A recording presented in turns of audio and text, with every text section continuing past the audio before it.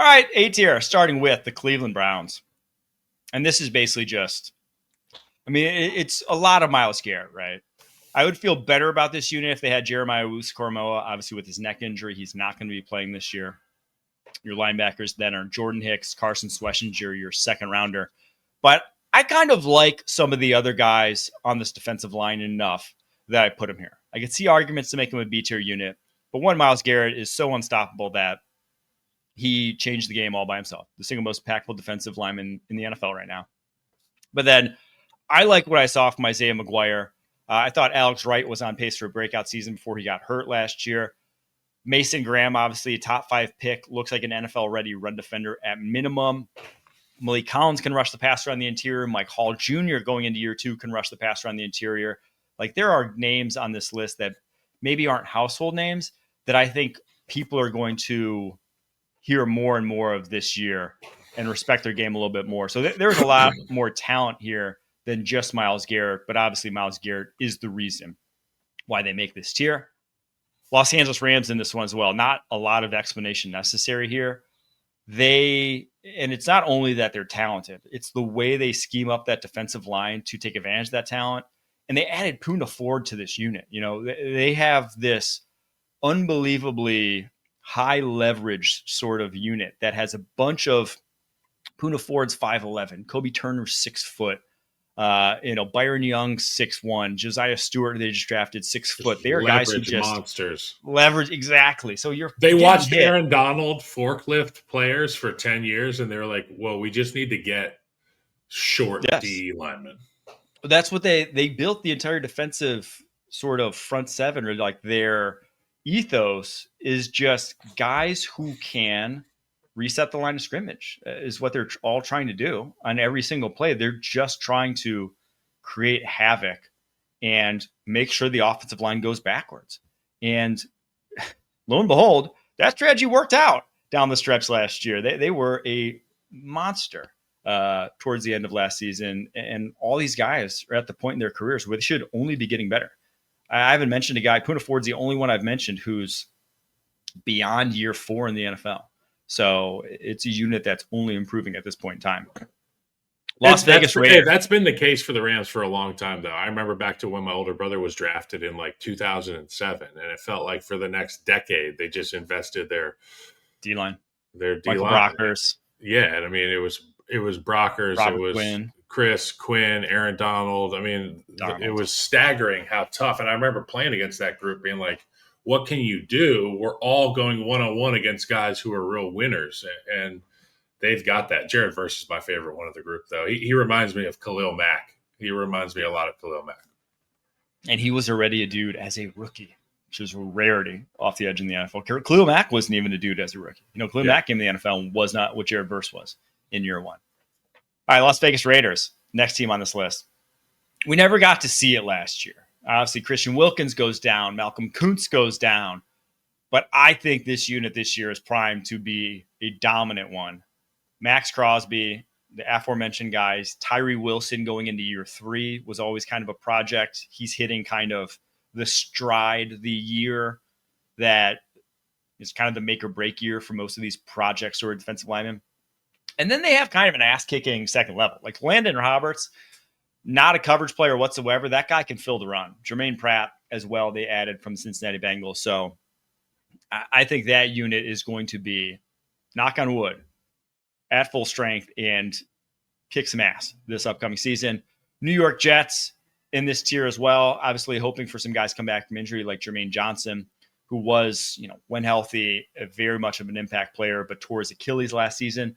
Will McDonald, big leap from year 1 to year 2. He is a third down sort of specialist, even though he had to play like all 4 downs a year ago. Hopefully that's not the case with Johnson back this season.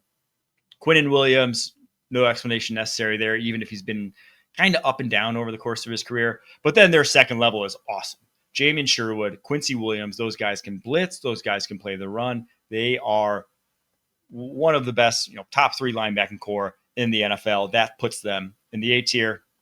And then last, and this is the one that hurt the most to keep from the S tier, it's the Pittsburgh Steelers. And it's because of age. I'll just say it. It was an A tier, S tier unit last year. It is just TJ Watt is 30. Cam Hayward is 36. Are they still going to keep up the level of play we've known to come to expect from those guys? I don't know. It's going to be difficult to do so. It gets difficult when you hit, when you tick over 30, when you tick to 36, the way Hayward has. But they have up-and-comers too. I mean, Alex Highsmith, Nick Herbig off the edge, Keanu Benton, Derek Harmon, your first rounder. The other thing, though, that kept me from ranking them in the S tier, linebacking core, Patrick Queen, Peyton Wilson, they can cover ground. One of the fast linebacking cores in the NFL. You get hands on them, they are liabilities in the running game. They are not those type of linebackers. So that's for all those reasons. It is an A-tier unit for me. Yeah, that's tough. The Pittsburgh Steelers. I mean, TJ Watt's availability hasn't been in question, though. And Cam Hayward's a guy at 36 that seems like age is just a number for him. But to your point, Peyton Wilson is, he's kind of got that cross-country build to him. You get your hands on him, you can take him in the woods a little bit. Patrick Queen, obviously a good player, and I think Peyton Wilson will do a good job stepping in and being the guy next to Patrick Queen. He was obviously great in college, but these are grown-ass men in the National Football League, particularly in that division. I think that the unit that can play into the S tier is the Rams, though.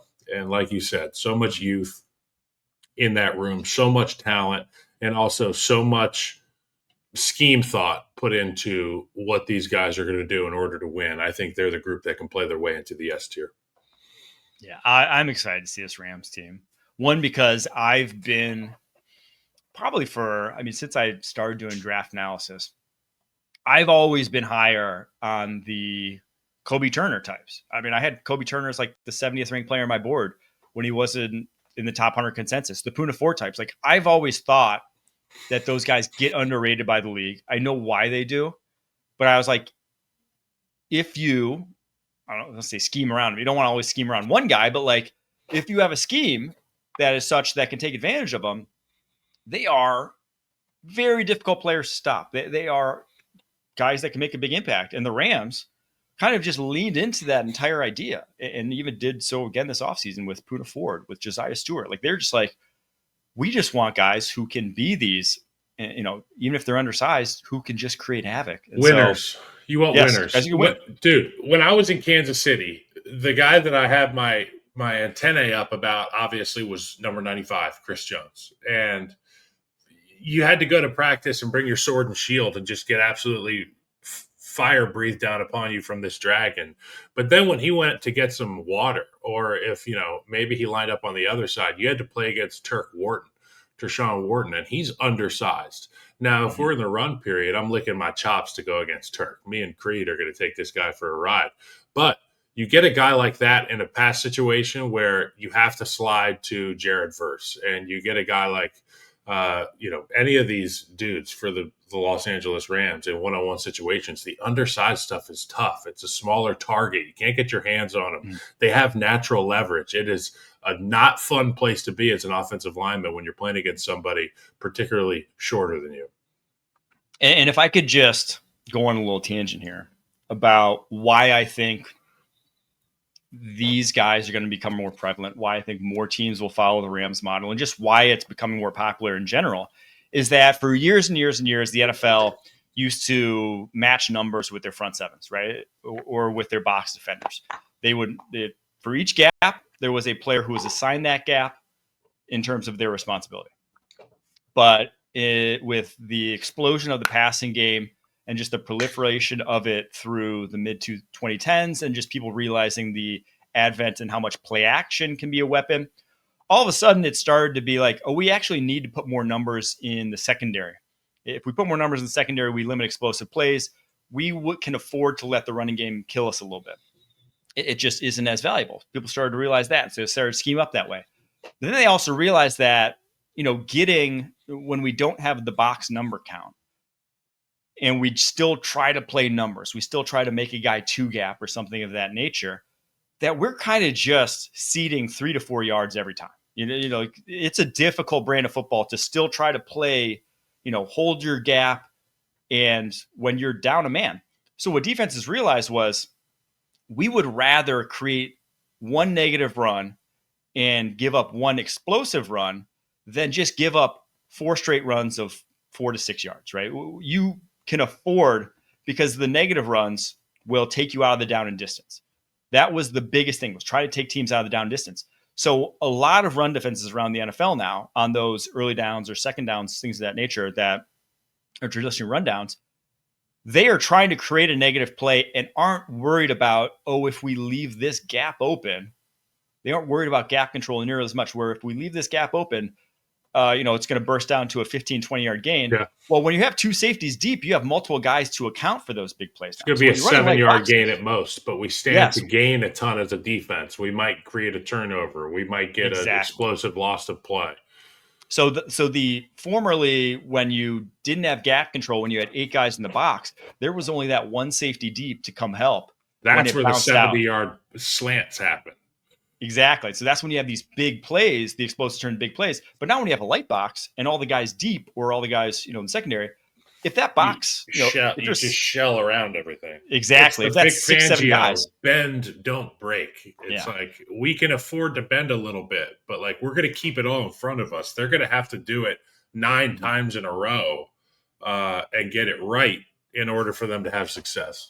Yes. And so they basically, what defenses try to do now is they'll give you the explosive play knowing we have 2 safeties back there. We got a nickel corner who that explosive run is like a 12, 15-yarder. It's not going to be a 70-yarder. Now, obviously, that didn't work against Philadelphia Eagles because their D-line was getting their ass kicked still, and they gave up like 2 70-yarders, right? But against most teams, when you can't create that havoc, they'll create negative runs, give up some explosive runs.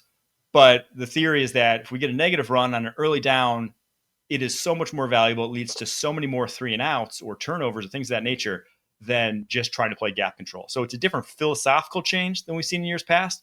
And I think it's only going to grow more prevalent around the NFL. All right. We're going to take not take a quick break. We're going to get to the S tier. Last tier. Rolling in.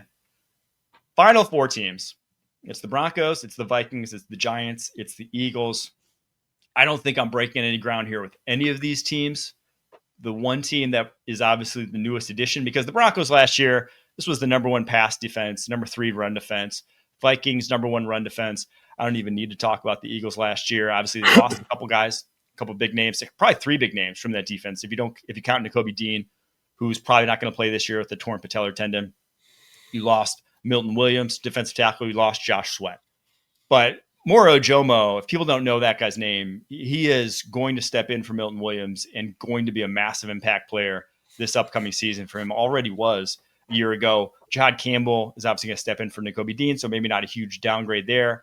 And then they backfilled with Azeez Ojulari, Josh Uche in free agency, and then they have J. Alex Hunt coming up, your 3rd rounder from a season ago. So I don't think the Eagles are going anywhere in this dominant front 7.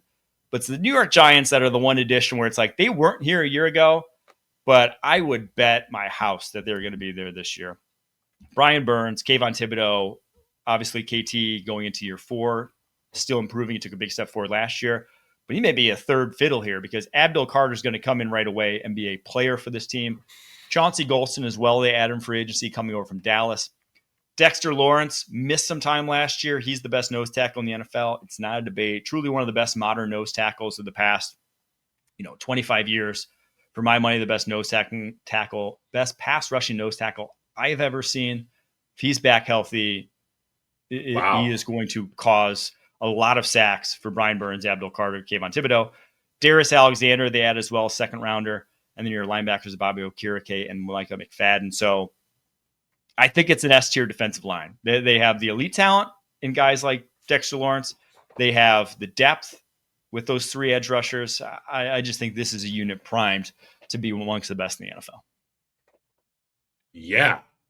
I mean, who do you help when you're playing against the Giants? Like that 3rd down. So if you're 3rd down, you're throwing out Dexter Lawrence, Brian Burns, hotel Saturday night, and I often reference this. This is the type of matchup where we're sitting there. We're all at those white tablecloth circular tables in the hotel banquet rooms. Close your eyes. We've all been there in a banquet room at a hotel. There's 30 tables. There's every player is in there eating after meetings, and guys are talking about the game tomorrow. And the O-line is over there laughing hysterically, and everybody's like, what's so funny? And they're like, we're trying to figure out who gets the slide when. You know what I'm saying? Like, this guy wants help. So does he. The center wants help. The guard wants help. Nobody has a great plan when you're playing against a team like the New York Giants. And you talked about how important Dexter Lawrence is. And I'll start with Dexter Lawrence because that's where it starts for protection. It's the middle of the formation.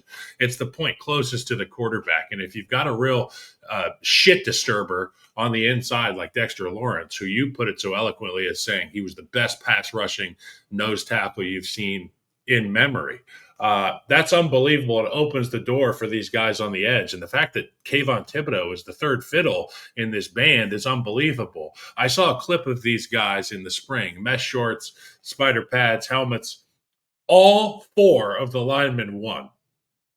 My biggest question for this unit is, will they be good enough to have this team being competitive every week? Because we know there's questions on the offensive side of the ball. But I can't think of a more striking front seven in terms of third down. Who do you not want to play? I don't want to play the Giants.